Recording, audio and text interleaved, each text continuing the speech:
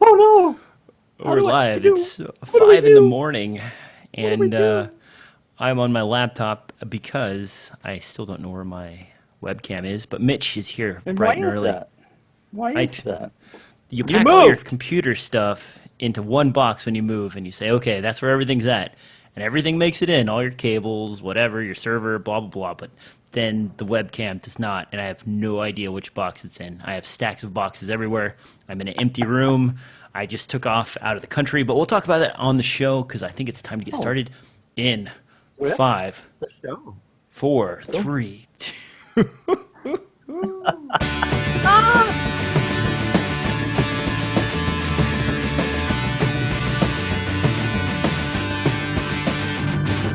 Hello and welcome back to another out of control, sort of messy episode of DSLR Film Noob Podcast. We've been gone for a little while because of the holidays and because we've been traveling, but I've We? got Mitch here. Well, regardless, I've got Mitch here with me today from Planet 5D. Mitch, what have you been up to since the last time we talked?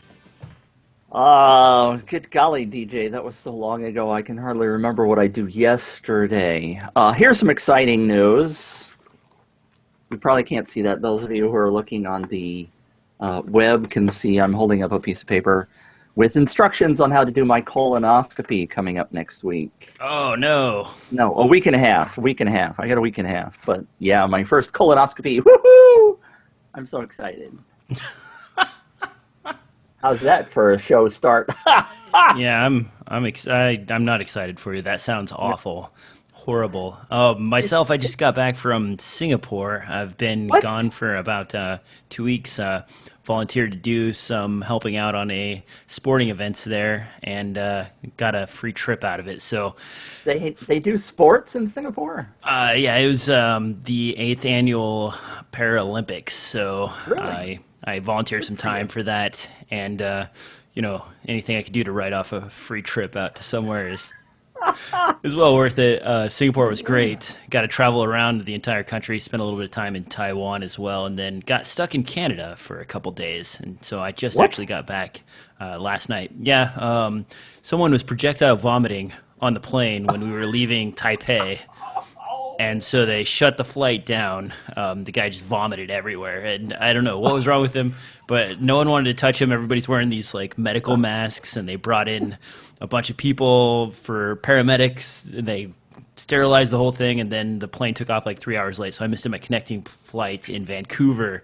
So I got stuck in Vancouver for yesterday until probably I think I got back at like noon or 4, something somewhere in there. I don't even know. I'm home now. I'm still kind of screwed up on my schedule, but it's Oh, I great to bet. be back. Woohoo! In your Other, new home, which is totally unpacked and oh man, and total yeah, and disarray, and my I life's forgot to okay. That's mention all I right. moved during that time as well. So I am now in an empty room. I'm using a laptop for my webcam because I have no idea where I put my webcam, and it's lost somewhere in these boxes. This room is a mess. The whole house is a mess. I don't know where. I was trying to make coffee this morning. Simple things that you really love to have when you get up, they're not there. It's just an issue that Did you I will take your have to deal with. dog to No, Singapore with? no. Yeah, if I'm not paying for a flight for the dog, so we got a dog sitter. In Portland here, they've got plenty of holistic dog watchers that'll you bring your Oh, dog they're over. And, holistic. yeah, I don't Yeah. know. I don't really know what that means, but I'm In sure they terms of got a dog walker. uh, the dog's got all the love and natural healing that they could handle. yeah. Natural dog food, I'm sure, and natural poo coming out the other end. Speaking of poo, so your colonoscopy is coming up. Gee, I didn't. That was a good segue. Very cool.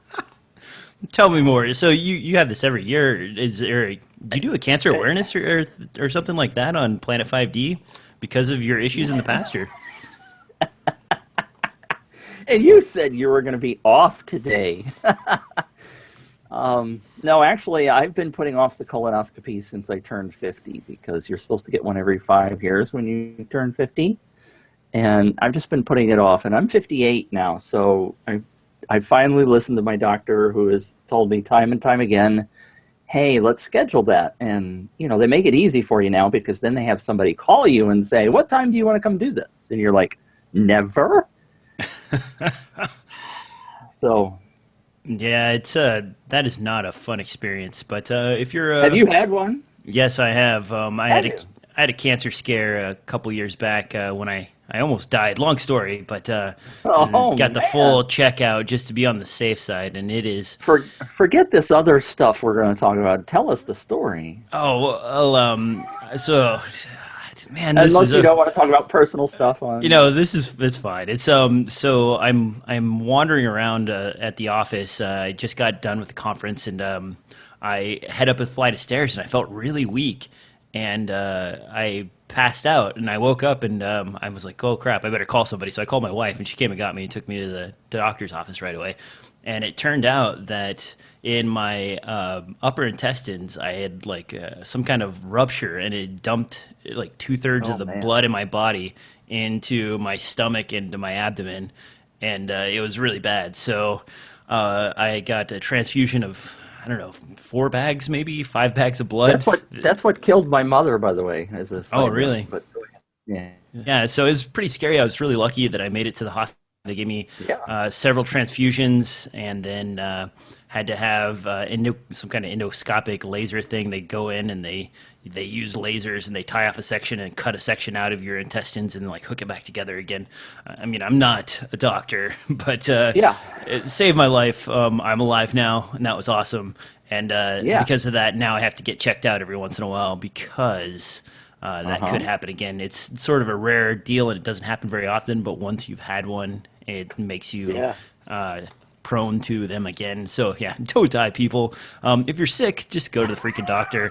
I've had so many people that have had to have horrible things like their lungs drained because they just refuse to go get their ammonia checked out at the hospital when they needed it.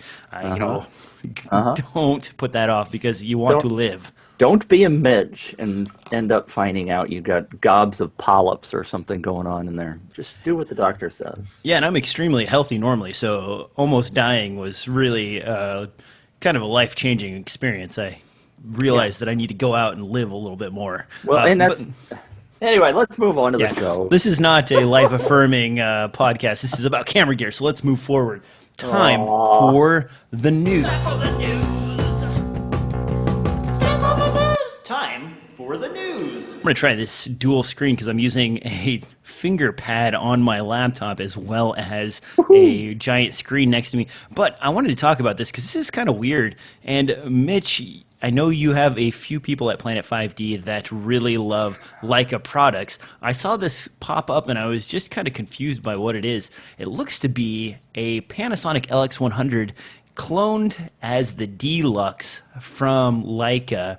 This will cost you about $400 to $500 more than the retail price of a Panasonic LX100, and the specs aren't very different. There is one key feature difference here, and that's optical image stabilization. Otherwise, you actually lose a few things. 4K video is at 30 frames per second as opposed to 30 and 24. It's a little weird. What do you think about Leica just rebranding a Panasonic item, Mitch? I'm confused. And it's how much more? $400? Yeah, the LX100 will set you back around $600 to $599, and the D-Lux will set you back somewhere in the range of $1,100, depending on whether you go with the gray model or the black model. Well, that's a very big difference, and we talked about black bodies versus silver bodies several shows ago, and I don't remember the show number, but that was an exciting conversation, and you should go back and watch every single one of these podcasts because there's lots of vital information in there that you may miss. But Leica charges more for everything, so what the heck? But this is pretty blatant. Well, I was scanning. I get an alert from B&H anytime some new product is announced or released. Lots and lots of alerts, right? Yeah, and there's so many of them that a lot of times I just ignore them. But I was going through a few of them just pre-prepping for the show, and I saw this, and I'm like, this looks really familiar. What is this? And then I saw on the lens there that it says 1.7 to f2.8. And I'm like, well, that's weird. That's the same as the LX100 that I've been shooting with continuously for the last couple of weeks. And so I started digging into it. I'm like, wait a minute. This is almost identical to the LX100. And then, if you look at the LX100, and I've actually got it right here. Let me peel this top off. You'll see like the labeling right there is Leica with the same specs and everything. And then the sensor is the same. The NFC and the Wi-Fi controls are the same on this. Pretty much one for one, only with a Leica stamp on it and square buttons instead of circle buttons. It's, this is really blatant. In the past, I know Leica's used like Sony internals in some of their cameras. Is that correct? You're asking me like I know all these things. You're the expert on all this stuff. The point is they've done sort of rebranding previously, but normally it's a really kind of like internals are some other branded camera, but the externals are very well designed, different form factor, sort of stylized body with different buttons and interface layouts. This one, when you actually look at the screen captures for the menus on the D-Lux on B&H's website, and I've got links to that in the show notes, the menu is identical to the LX100. And so I scrolled through the specs, I read them 3 or 4 times, and the only thing I see different is optical image stabilization, and that's it. So what, did Panasonic save one? There is another difference that I have noticed that you missed, and I'm so proud of myself for finding the color? Well, besides the color, that is true. The body shape's actually slightly different, but the Panasonic actually has a grip on the front, and the Lumix does, or the Leica doesn't. So yeah, that's like a so that's an important difference for your $300. I think that's a detriment, isn't it? Yes, really, man. Yes. And so I don't know what's going on. What's going on with Leica right now? And actually, while I was in Singapore, I did have the opportunity. There's a road that has a bunch of malls and very high-end boutique places. I did actually get to go into a Leica booth, the first one I've seen in real life. Wow. And, they had $8,000 plus cameras there. They didn't even bother to get up to say hello to me because obviously I look too poor to purchase. But I weren't wearing a suit? Yeah, exactly. It was a really strange experience, but the thing is this is really blatant. How do they expect people to jump on the bandwagon of this camera? I mean, you can actually get the LX100 in a form factor that's this sort of gray color with like a brown handle that gives it that almost the same Leica look. Maybe just go buy a Leica sticker and stick it over the Panasonic label and you'll be good to go, right? Well, let me put it to you this way, DJ. I was talking to a friend of mine yesterday. What you have to realize is not everybody on the planet is DJ. There are a lot of people out there that would not put 2 and 2 together and figure out that this is the same camera. You figured it out because you happen to be using the Panasonic and go, ooh, that looks very similar. But those people who are Leica fans are going to go, they're not going to put this 2 and... There's no website that's going to say, B&H isn't going to say, well, if you want to save $300, $400, go buy this one. So they're going to go, oh, it's a Leica camera, and I like Leica. I like Leica. Leica. And so they're going to buy it, and they're not going to know the difference. But DJ's going to save the world by understanding that these 2 cameras are virtually identical except for the grip. Now, do you think the branding is worth $400? I mean, are there people out there that were willing to wear the Leica label? DJ, of course there are. I know you live in your little new glass house where you think nothing is... I mean, the logic goes through... Do you go to the store and buy Kellogg's brand cereal, or do you buy the generic cereal? People pay money for brand names, obviously. That happens all. The same thing is true with Hasselblad at this point, isn't it? That's true. You're absolutely right. People They're using buy a lot those suckers, and we've shown on this show that there are cameras that are thousands and thousands of dollars less expensive that don't have the Hasselblad name. And they've even come out and said, hey, we're just going to buy this technology and rebrand it, right?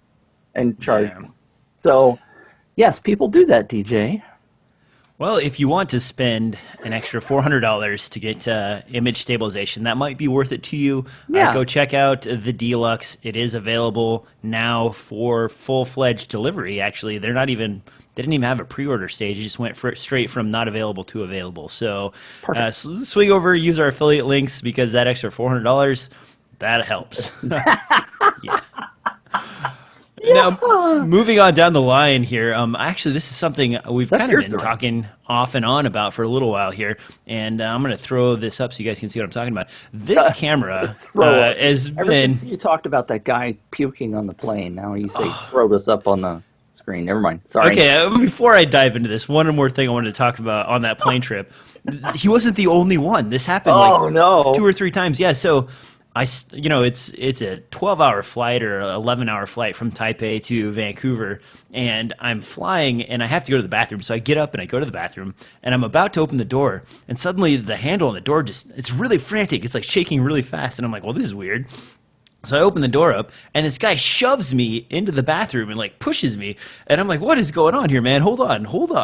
And he doesn't speak English, so I just kind of push him away, and I try to get out, and he's shoving me, and so I get a little physical with him. I roughly move him out, and I step out of the way, and just as soon as I step out of the way, vomit shoots straight out of his mouth all over the bathroom and just sprays all of the walls.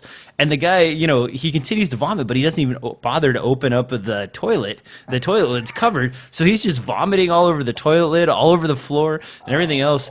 And I'm like stepping away as fast as I can, get to the seat where I'm supposed to sit down and ring the stewardess. And I'm like, hey, that's really bad back there. And she's like, yeah, we know.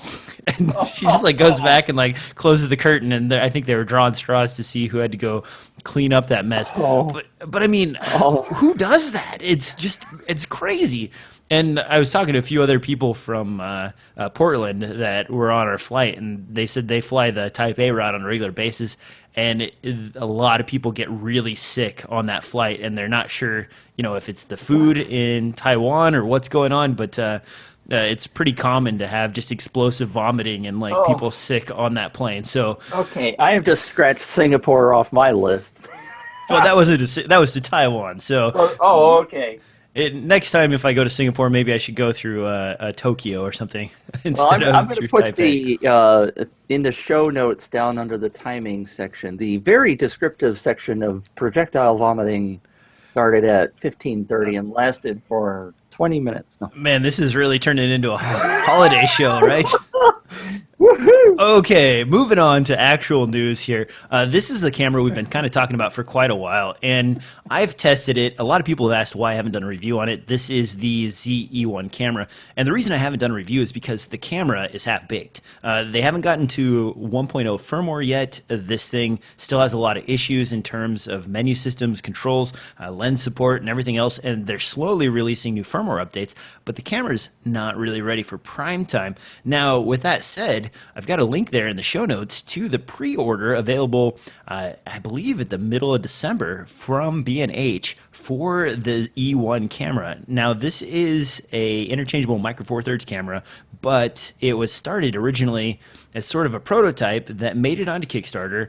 Mitch, thank you again for pointing me to it, but now I have it. It's not exactly the most useful thing. And they're getting ready to start selling this and shipping it to prospective buyers, and it's still not ready to roll. What do you think about that practice? We've seen it with Blackmagic in the past. We've seen it with some of the other camera manufacturers, Sony and your black spots of death. Is this the new normal from manufacturers to just ship cameras not ready to roll? This is unfortunately more and more common, isn't it? And you're pointing out a very bad trend. Not the fact that I recommend bad products on Kickstarter, but no, this is really cool in concept. It just hasn't gotten there yet. And we probably should have known it because I told you at the time that they were at the NAV show in the newbie booth section way up in the North Hall. With their prototype camera in hand at the time. uh, it's a sad trend, and I think several of these stories are leading into the one that we're going to talk about towards the end about camera sales and where that whole thing is going. So it's kind of scary. Maybe that Leica, maybe you should just invest in the Leica and be done with it, right? Well, and that's the other thing I wanted to mention. We have stuff like the new Blackmagic kind of mini cameras.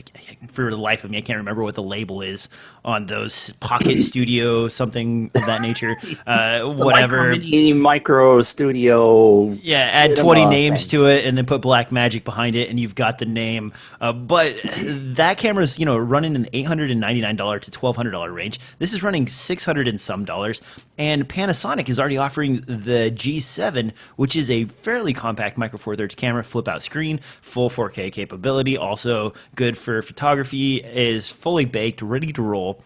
Do you think there's still a place for these mini micro four thirds cameras when you have ready to go almost as compact cameras for $100 to $200 less than what Blackmagic and the E1 are offering? Well, I was going to say that first of all, my father always said, "What you get what you pay for, son." So maybe spending money on a brand name as opposed to spending money on a Kickstarter project that may not work is the right choice in the first place. And I'm sorry again I got you into that. But you've learned a lot, and you've had several great shows to talk about. Oh yeah, it's been fun. And there is a lot to be said. People bash our good boyfriends that can boyfriends. What? Where did that? Our good boys is what I was trying to say. Our good friends, and it came out as good boyfriends. Never mind. It's early in the morning. Let's not do an early morning show again. All right. But at Canon, they've always talked about the fact that they take their time and they make sure that everything works. And they do have a couple of firmware updates every now and then, but it's like the Panasonic Lumix G7 that you're talking about. Probably there aren't very many problems with that. Blackmagic, when they first came out with cameras, they'd never done cameras before, and they had a lot of problems. And we're now getting to the point, 3 or 4 years later, where when they actually ship a camera, typically it works, right? Well, yeah, for the most part, with a few exceptions. So in that regard, now the Sony, the Black Sun problem, obviously they should have known better with that, but that's not a major critical problem as compared to a totally half-baked camera like you're dealing with here. But you have to realize that anytime you're dealing with anything that's brand new like this, there's going to be problems, and maybe you should wait for generation 2. I know a lot of people that do that. I'm not just saying you, DJ, should have waited, but there are people that don't install software for 6 months because they want everybody else to work out the bugs, right? They don't upgrade instantly with every new version of software. So there is a lot to be said for having some patience at times. Now, while we're talking about software, I didn't put this in the show notes, but I kind of want to transition to this really quick. Did you see that Adobe has released a new suite for both Premiere, After Effects? I think there was an upgrade also for Photoshop as well. There might have been one for Lightroom. I don't know for sure on Lightroom. But did you look at the native support they added? No. H.265 native support. Did they? For Prelude, for Premiere Pro, for After Effects. So I think they're getting ready for that to sort of become the next thing. That's big news. Yeah, it is actually. I haven't seen that. And I was reading the release notes because, you just mentioned early installation. I fail in that regard. I was like, ooh, new stuff. Click, click, click. And so I installed that on one of my production machines and left the other production machine with the previous version of Premiere Pro. But in the description, it basically states native support for both H.265 as well as, what was it? I think it's, it's escaping me. The not MOV, but the other container that you get off of something like the Ninja. You know what I'm talking about? You're probably not. Okay, never mind. No.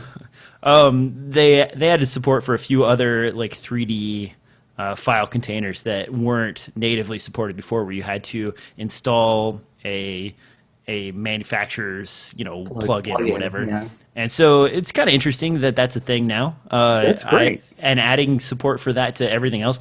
I want to know, and this is something I haven't found out yet for sure, but the Titan X graphics card that I use has native support for encoding and decoding of H.264 and H.265 built into the card.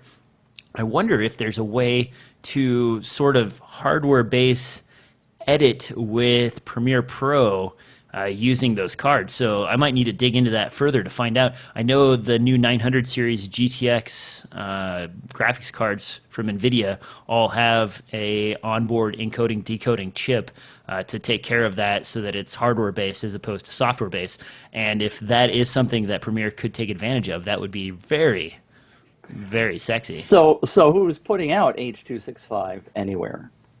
Well, you have I think Samsung is really about it. The Samsung NX1 and NX500 both have native H.265 support in camera.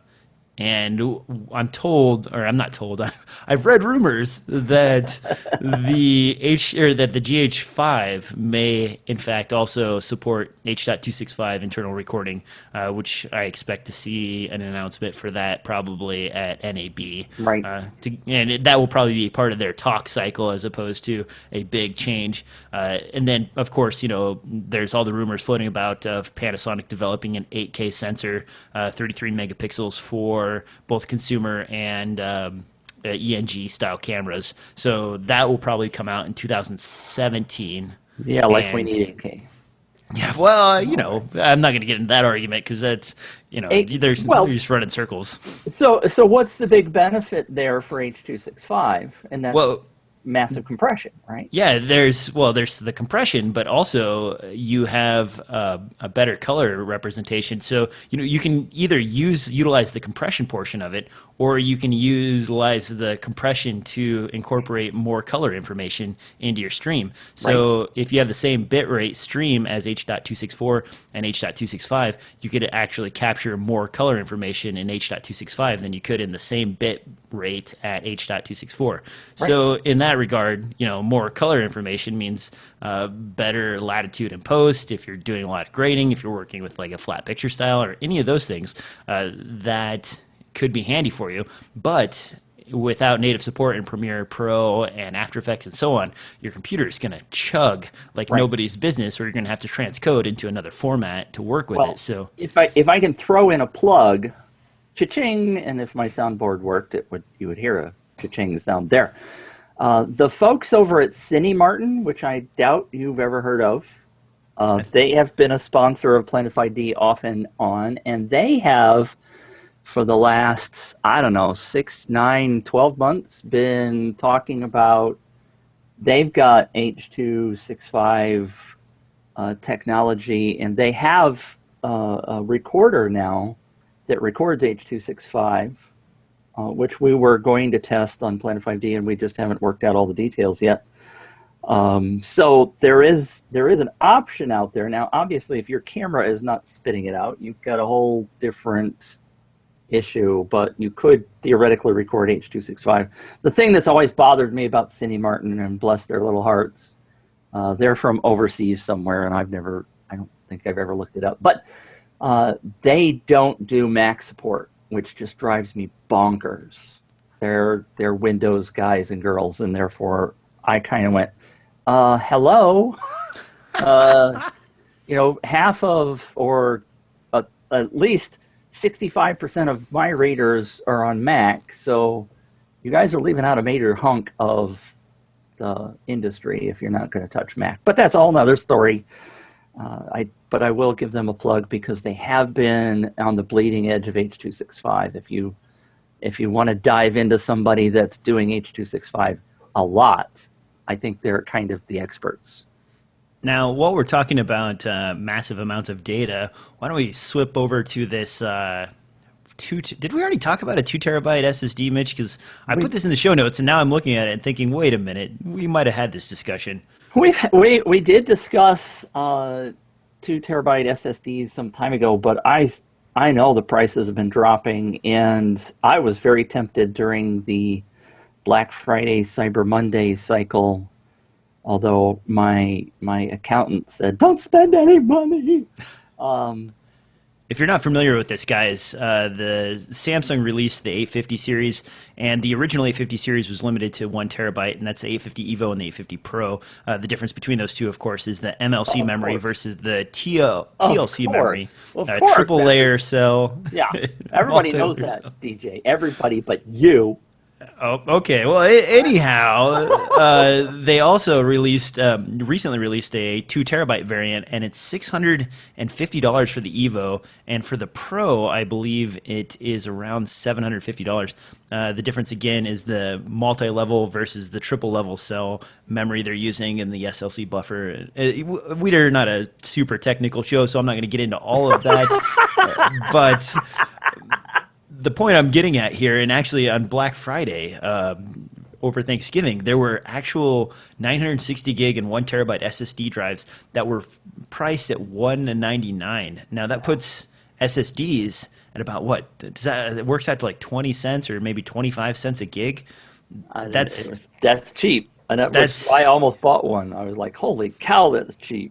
And for those prices, even if they're not the highest performing SSD on the market, they are 10 times better than what you get out of a spinning drive. Well, maybe not 10 times, but at least 5 times better than what you get at a spinning drive. And those performances, it's starting to reach parity. And there are several people pointing to the fact that chip prices are going down so fast that probably 2016, 2017, it will be the same price to get a spinning drive as it is to get a SSD solid state drive. Wow. At that point, then death to the spinning drives. They all suck. They die. They're horrible. Well, you say that, but then on the other side, HGTC, it's a subdivisionary of... you know this name, but not Philip Bloom? Yeah, what you say now? HG what? HTGC, I think. Okay. They're a subdivisionary of one of the major hard drive manufacturers. They were purchased from Toshiba, I believe, a long time ago. But the point is, they just released a 10 terabyte drive that's helium filled, and it's spinning drive. And because it's helium filled, there's less air friction when the drive is spinning up, so they can spin the drive and increase platter density and so on based on, there's some other things they're doing, like shingling techniques where they write over half of the trace of another write and so on. But 10 terabytes in a single spinning drive. So I think we're going to still have spinning drives for massive amounts of storage into the future for quite some time, at least the next 5 or 6 years. But now we have some of the new ways of writing to flash. Instead of using NAND, where you have to delete blocks, they're using the crosspoint technology, and we should see drives with that coming out probably the beginning of next year. And the crosspoint technology, if you're not familiar with it, Mitch, it allows you to write at the bit level as opposed to the block level to your flash memory. And that means that you're talking, 2 and 3 gig random I/O writes and reads. Basically, you're looking at RAM speeds in your SSDs. And when we get to that point, then, I mean, it's game's over for anything that you want with speed. Then you're just limited by bus bandwidth. You probably understand quantum computers too, don't you? All right, moving on down the line. I saw a video. Well, but it's very similar. It's fascinating because last night I happened to watch a video that Guy Kawasaki. Do you know him? No, you probably don't. Guy Kawasaki shared a video about quantum computers, and I understand a lot about computers, right? Bits and bytes and all that kind of stuff. And when you start talking about quantum computers and the fact that you can have multiple states of zeros and ones in one little, whatever the hell it's called, it's just mind-blowing, and it sounds very much like what you were just talking about. So, well, the crosspoint technology, it's actually fairly simple. It's what they used to use in the old days to matrix memory. And it was, at the time, they got away from it because serializing memory and using a controller was actually faster. Right. And if you want to think about it in terms, and this is for you guys, not for Mitch, because I think Mitch actually knows this. If you have a keyboard, like a musical keyboard, for example, you don't want to run a trace to every single key. So you run a bus of traces, and then you run a cross point to each of the keys. And based on the combination of energized traces, the keyboard knows which button is being pressed, and it's a matrix. Well, you can do the same thing to write to memory if you set the memory up in such a way that it's built on layers. And by building it on layers, you can access a single bit instead of a chunk of memory. And the way VNAND works right now is if you have to write one bit to the piece of memory, you actually have to write whatever the block size is, which could be, a meg or 2 megs, however long. So you erase the whole thing and rewrite it. So you're buffering all the time. But if you can write to a single bit, then exactly. Yeah. Now, that's why when you see SSDs, the continuous write speeds and read speeds are always a big number. But when you get into 4K and smaller chunks, it starts to decrease dramatically. It's because they have to erase and then rewrite and erase and rewrite in order to change the states of these different bits of memory. But when you get to crosspoint, that's all changed, and you don't have to worry about it anymore. So really cool stuff. But then we're going to be limited by bus bandwidth. Okay, I'm done with this. I need to stop myself before I dive in any further. Not a technical show at all. Well, it is. Sometimes it's a little technical. There's one more thing I want to talk about before we dive into some of Mitch's articles here. I wanted to just address Lightroom for Android. We've sort of talked about the iPhone release of this in the past. I know, Mitch, you're not really a Lightroom user per se. Not yet.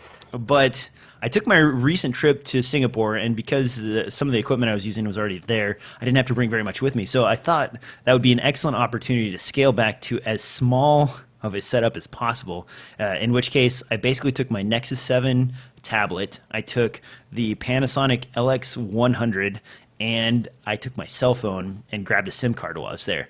Did and you have clothes? Yeah, I did, but what I do when I travel really light is I bring a bunch of generic black T-shirts, and if I buy anything, I just throw the T-shirts away and then put that in my luggage instead. So I left with probably 7 T-shirts and came back with 2. The one I was wearing and one extra one for safety in case someone vomited on me.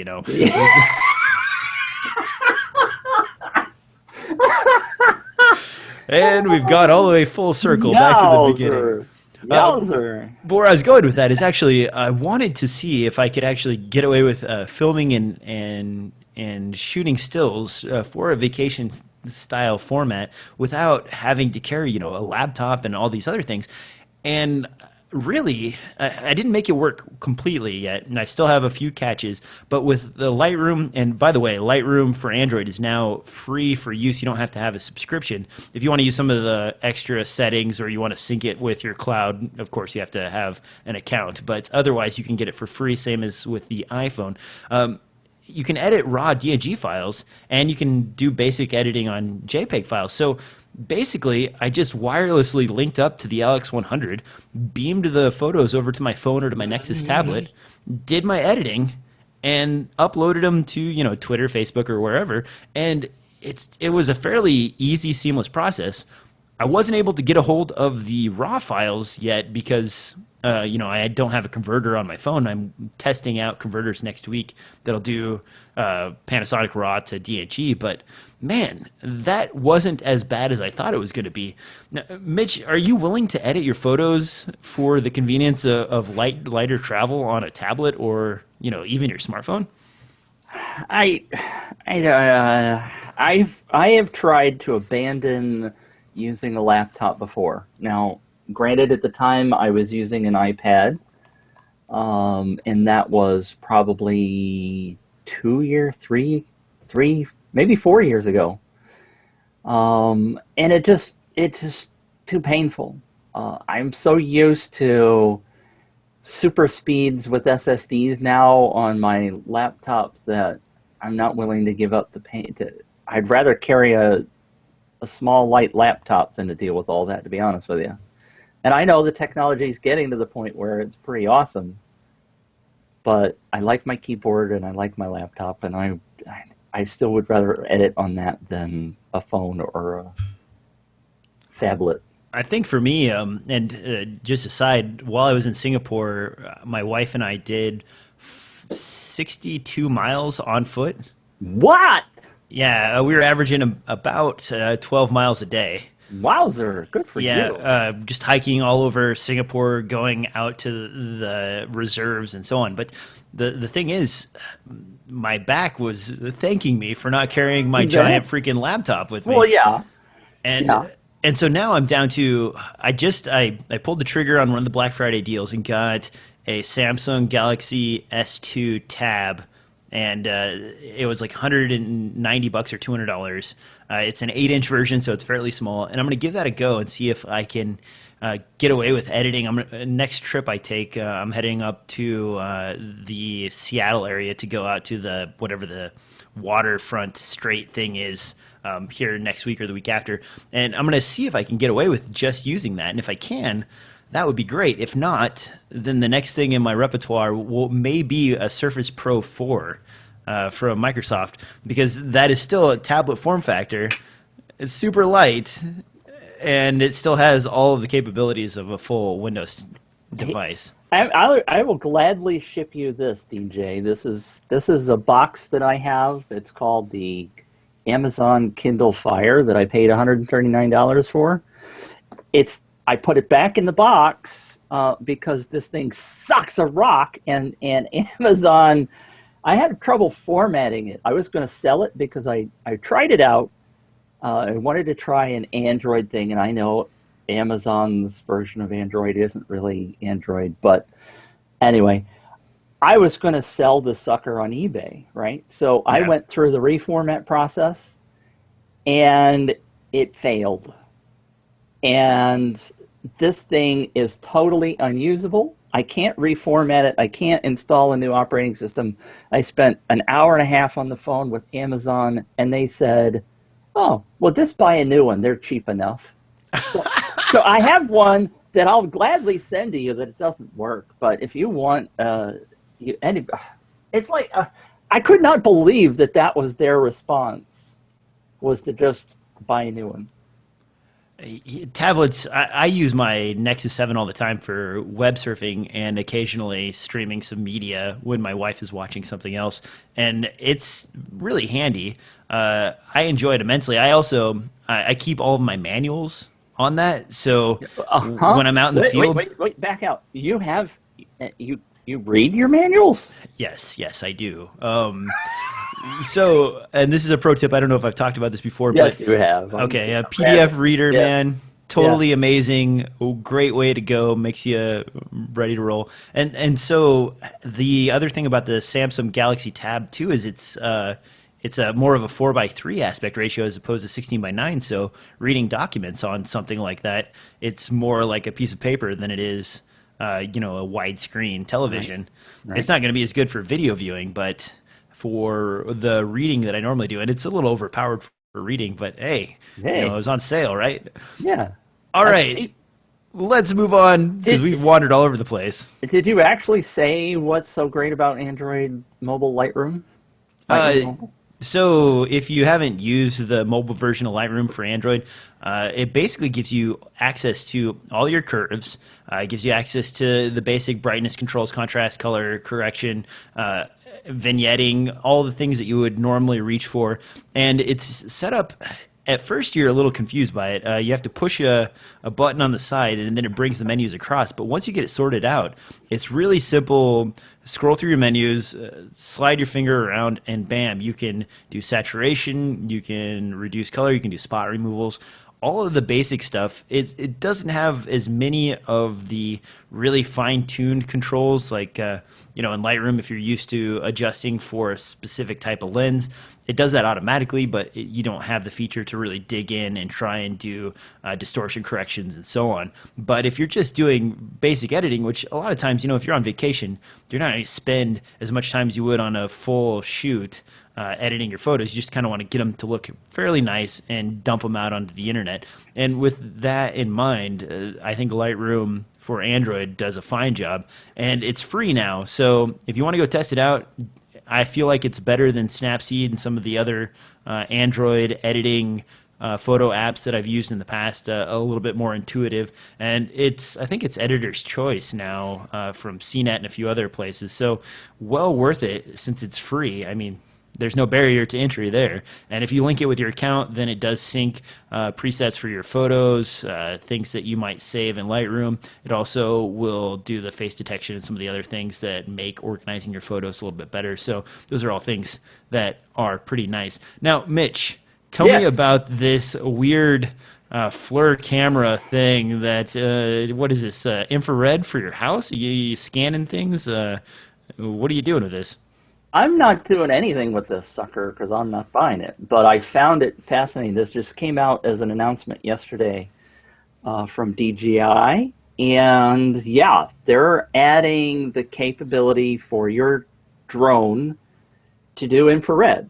So if you, let's say, for example, you are farming yourself, I mean, this may not really apply to movie makers, right? Filmmakers don't typically do infrared unless you're doing maybe a sci-fi story or a police story, or maybe a military story where you've got military out and they're looking to find the enemy out in a warehouse or something. This technology will give your drone the ability to shoot infrared, heat detection.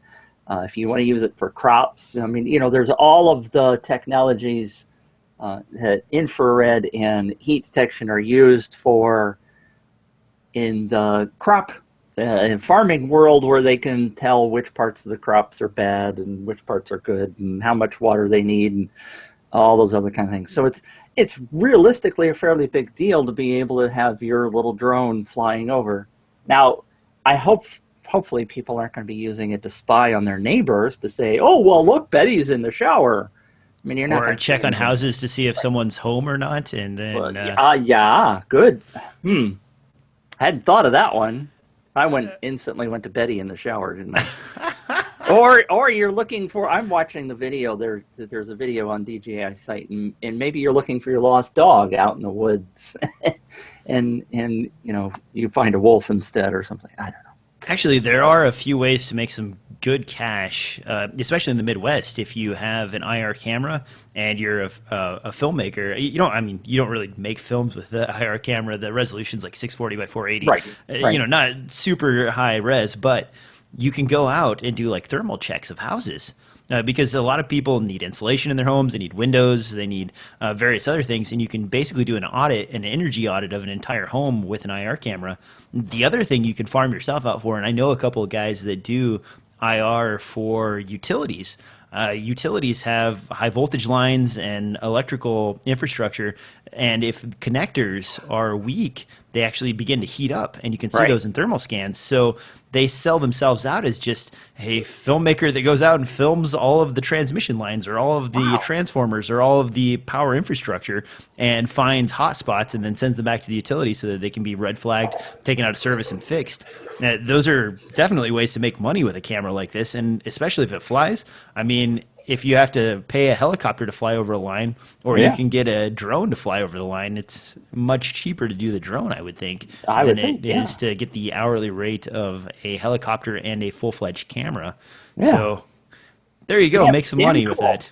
I never would have thought of that. So DJ, you're always full of incredibly different ideas for making money. I'm impressed. I try to keep my eye out for good ideas because, did I ever tell you about the courtroom one? No. Oh man, I know a couple of filmmakers that they were never very good filmmakers, but they moved into the courtroom aspect. So all they do all day is film courtroom proceedings, and there's certain rules and regulations. You have to get a license in many states to do it, but it's a flat like $50 an hour to be a filmmaker, and you're not really making film as much as you're pointing a camera and hitting record and plugging into their PA, but you just sit there and babysit the cameras and soak up the cash. So a very interesting way to become $50 an hour. Yeah, I mean, obviously your contract, so you don't get paid any of your benefits or what have you, so you have to come out of those out of pocket. So they figure the $50 an hour, maybe you're making 30 and you pay your benefits out of that. I'm going to quit blogging and go do that instead.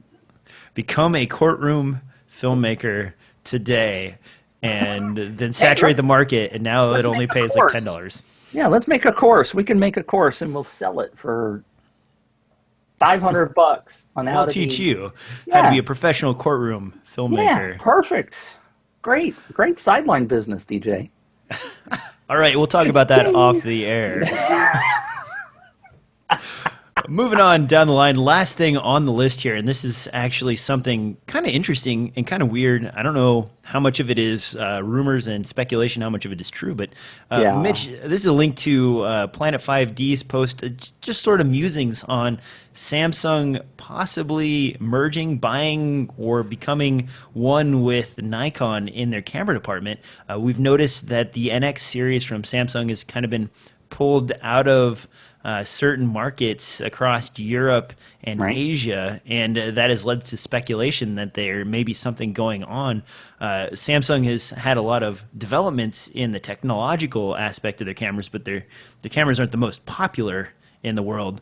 And Nikon has branding, but you've got a chart here that shows some of the sales figures for Sony. Right. And they're looking kind of sad, and this is pretty much industry-wide.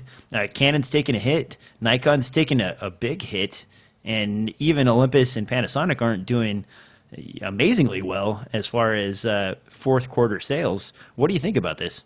Well, and I apologize because I don't have all of the charts. I started investigating when I was looking at this story.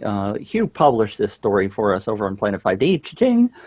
And it's all speculation, of course. And Nikon says no, it's not happening, and Samsung says no, it's not happening. And then, like you say, there's all sorts of other rumors about what's really going on and people talking in the background. So at this point, nobody knows what's really truly true, but it does lead to speculation. And so I started looking at some of the articles and charts, and I'm doing some research about the direction of the market in many situations.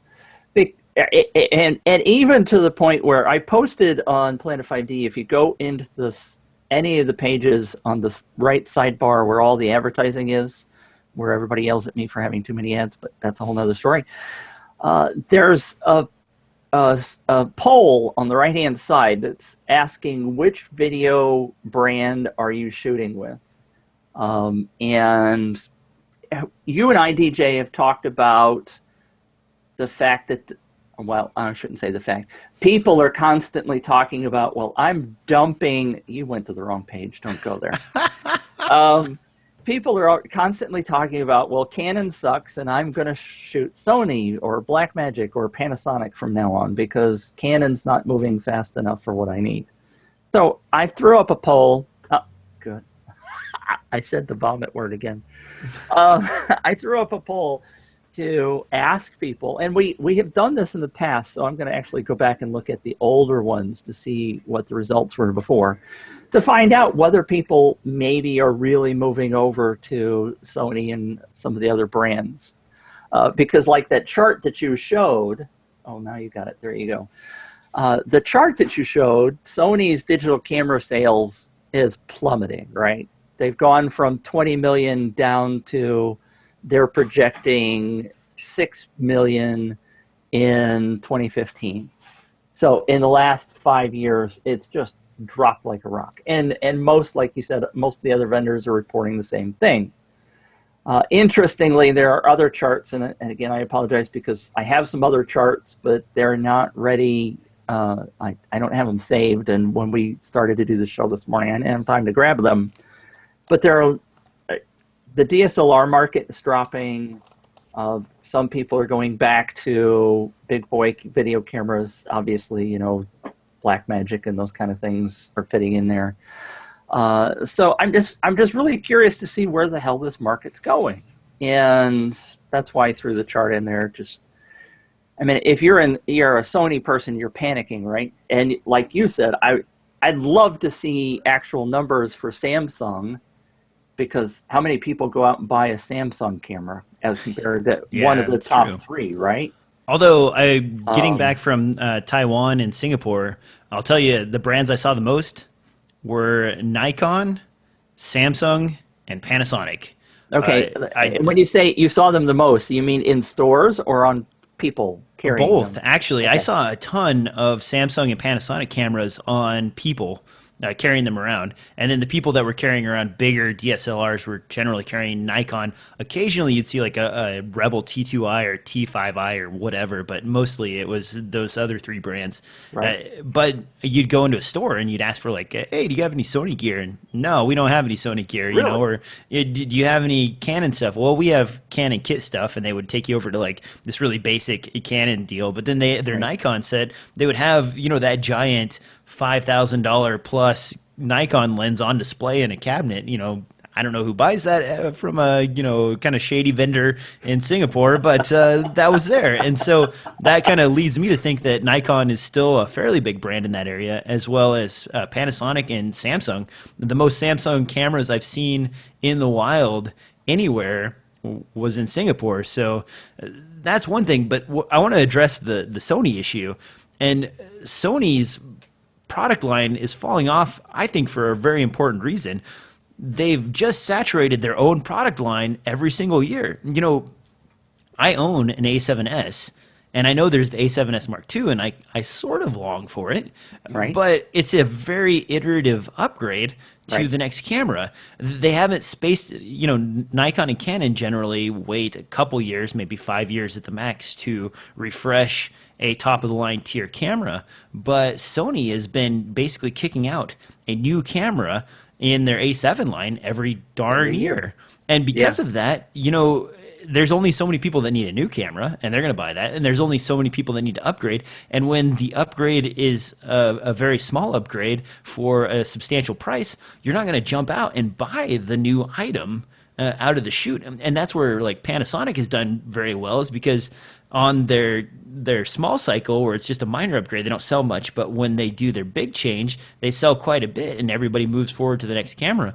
Plus, the prices for Micro Four Thirds cameras are in the $1,600 range for a brand new body. Whereas, you know, Sony, what do? They undervalue their own new product by selling the A7S continually, the original, Right. at a price of what, like I think $1,400, Right. and the new one's $3,000.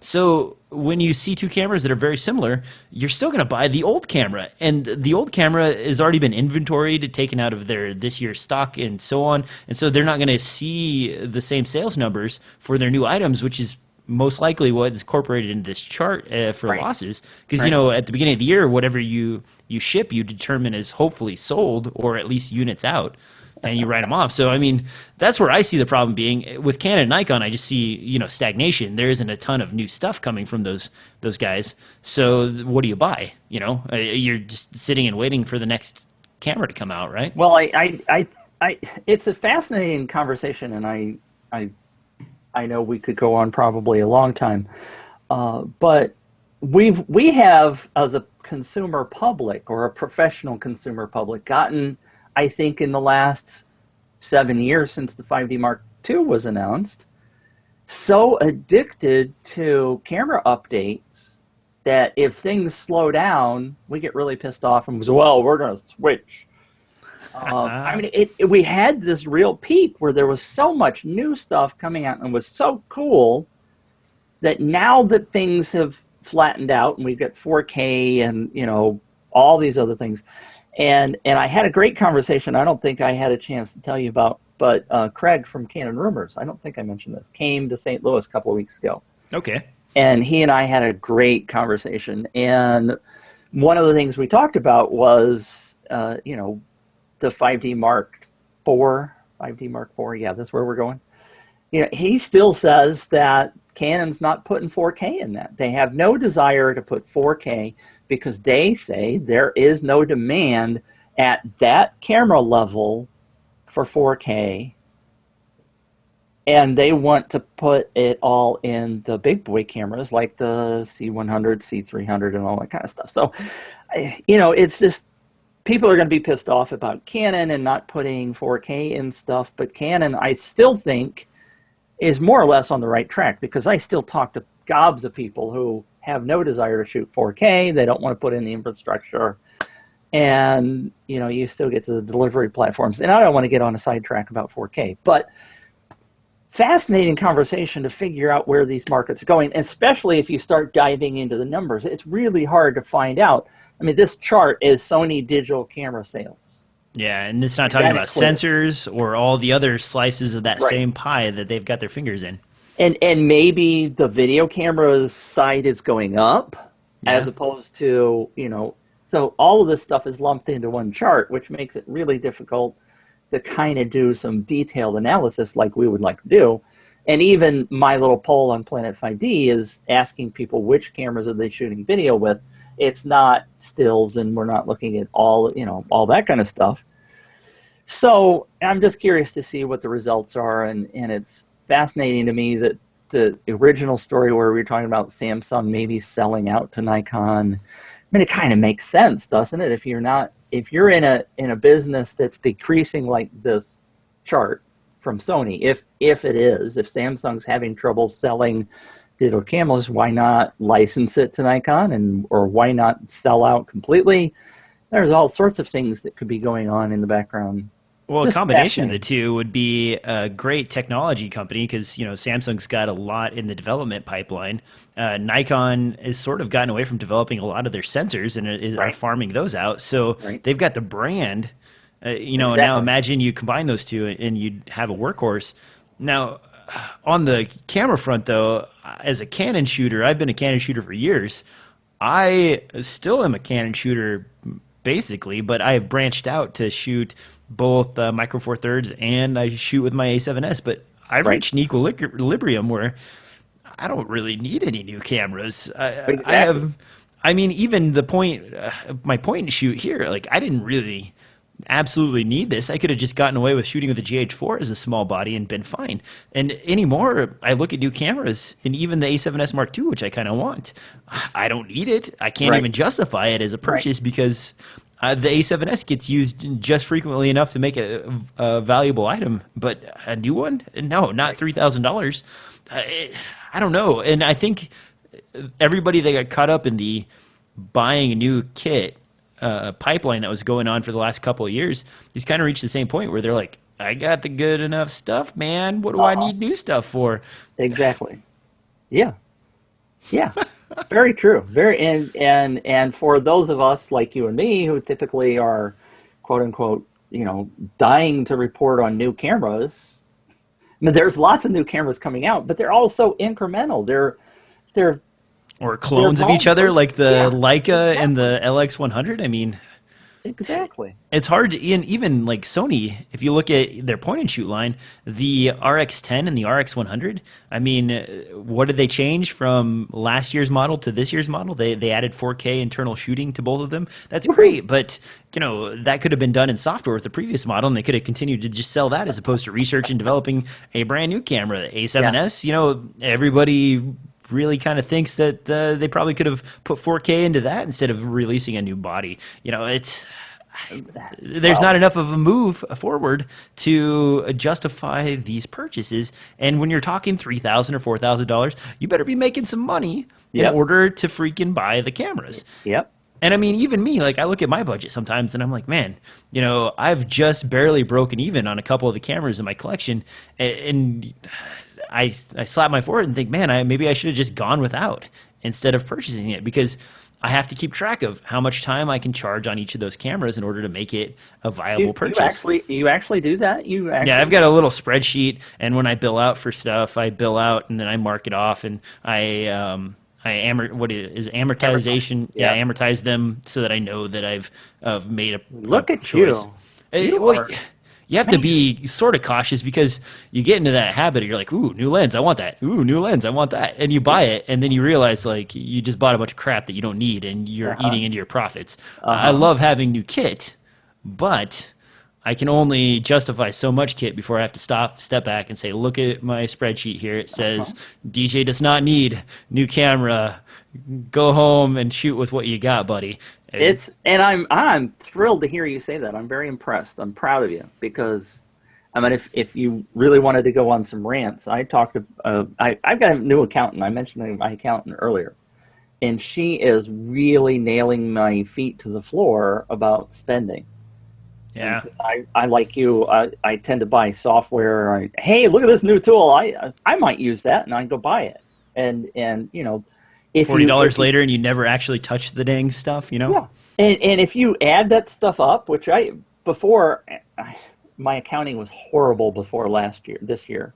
I was doing everything on a spreadsheet, and you know, horrible business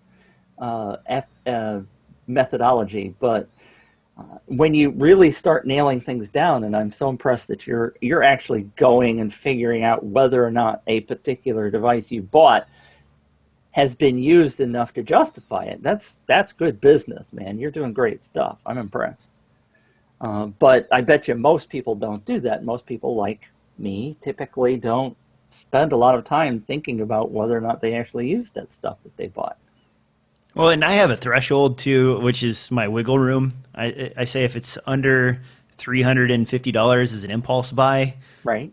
and I can resell it for the same price or close to that, Right. then I can sort of justify it as I could rent this, or I could just buy it, use it for a while, and if I don't like it, I can get rid of it. You're also the reseller king. Yeah, I resell a lot of my stuff. A lot of people, and you pay taxes on that too, by the way, right? Yes, I do, unfortunately. Because After that's 4 something. audits, I know better. Yeah, and I believe we talked about that before, but I was so stunned because that never even crossed my mind until we had a guy write me an article, write an article for me on Planet 5D about that several years ago, because he went through the audit and ended up paying like $10,000 in penalties because he'd sold all his gear and not paid taxes on that. So that's just another reminder, people, that you better be careful about what you're doing. Yeah, especially if you're using something like eBay where there's an actual record of that, folks. Yeah. Not to tell you to do anything illegal, but if you aren't reporting, then maybe you should look towards things like Craigslist. Or there is another website which all of a sudden I start to say this, and why the sudden my brain won't come up with it. There's a place where you can rent your gear out. What's it called? Yeah. We talked about that. Dang it. We did talk about it, and I apologize to the guy that runs that site because we were just a couple of weeks chatting, and it's not coming to my head. But you can look at it. Look it up on Planet 5D, because I know we've done a couple of articles about them. Camera Lens, LENDS, cameralens.com. So there's a possibility of actually making some money on your gear, especially the stuff that's unused. If you're in a particular location and you want to put some of that stuff that you're not using into use, maybe somebody in your town needs to borrow that. And they have a great program because you get insurance by default and blah, blah, blah, blah, blah. Go look it up. It's cool. One pro tip, though, and I'll mention this because I've used it a few times, and it's sort of a weird tax loophole. And again, I'm not giving any tax advice here. You need to go talk to your tax guy if you want to find out more about this. But there is a eBay threshold of $20,000 transactions via PayPal. And if you stay underneath the $20,000 mark, it's non-reportable. But if you go above the $20,000 mark, it's all reportable. Really? So if you're selling minor stuff, they've put that window in there because there are people that were, selling stuff, but they weren't doing a business. So they wanted to catch the businesses, right, but not, penalize people for just doing garage sale type stuff, because that's very hard to police and so on. So they put that in there, and they've never really fixed it. So as soon as you cross that line, it's a huge issue. And that was one of my audits, is I actually crossed the $20,000 resale mark. I sold too much stuff on eBay, and I had to come up with the taxes for all that money that I sold. And that was one of the face palms. But then I talked to my tax guy, and he's like, if you have to do it on eBay, stay under this threshold right here, and then eBay doesn't report, or PayPal doesn't report any of it to the IRS below this threshold, and they have an exemption for that. So talk to your tax attorney and find out more about that. I'm not giving you advice, but that's something to look into if you need to sell a few things, like a couple of lenses here and there, and you want to do it legitimately, and you don't want to deal with Craigslist or whatever. You can do that sort of thing in certain situations and not have to pay resale tax on the items. So I'm not telling you to break the law. I'm not telling you any advice about taxes. Just something to ask someone else smarter than me. Who knows more? Yeah. And by the way, you're not really saying that eBay is legitimate and Craigslist isn't. Is that? No, I'm not. You kind of phrased it like that. Yeah, no, they're both legitimate methods of selling it, but Craigslist is a cash economy many times. Yeah. And while I like to think that everybody is a stand-up citizen and paying all of their taxes on stuff, there's a reason why some people on Craigslist ask for cash only. Right. They don't want any method of tracking that they receive some money from you. And, that's always going to be a thing in whatever economy you fall into. Of course. So. Yeah. All right. We are not economics podcast. No. Mitch, you have anything else to talk about before we get out of here? I've thought of a couple of things. They're not coming to my brain right now, so I didn't write them down. So let's just say thanks, everybody. And if you missed DJ while he was gone, I know you told me before that you got a flood of letters from people saying, hey, where's DJ? We haven't heard from DJ, right? You got a flood, right? Yeah, 22 emails, actually. Did you really? Yes. Thank you guys for all your support and asking. I did mention that we were going to be off air for a couple weeks. But I don't know how many people keep up with every single podcast or what have you. So sorry about that. That was my bad. But thanks everybody for the outpouring of support.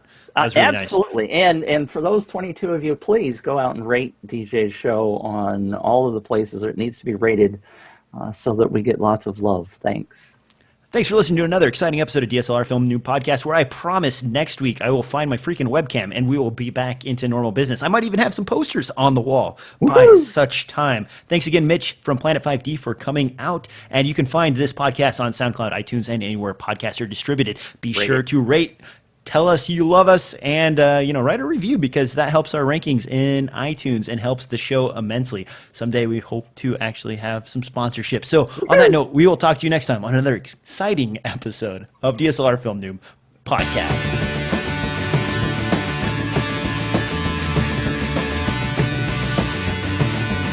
Boy, that was a mouthful.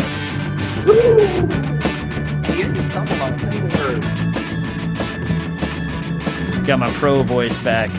I'm in a new house too, and my wife's on the other side of the wall, so hopefully she's not up and stomping her foot out in the living room when I get out. Thanks, Mitch. And for the audio listeners, they are out now. Video listeners, audio, bye. Have a great morning. Any rants or anything else? I've got to go in probably 40 minutes, so I'm going to cook my breakfast. I'm going to not rant because I haven't had breakfast either. All right. Hungry. Singapore, it's a great place to go, but it's hot Is it? as heck. I didn't realize. I wasn't even paying attention. I'm just like, ooh, Singapore, I'll go there. And then it turns out it's like 88 in the evenings and like 97 and 100% humidity during the day. I sweat immensely. It's especially hiking 66 miles. Yeah, and oh man, wear good shoes when you walk that much, because I've got some toes that are very painful right now because of those lifestyle choices. So barking dogs, huh? Yeah, exactly. All right. That is the end of the video podcast. Mitch, I will see you next time, man. Great show. Thanks.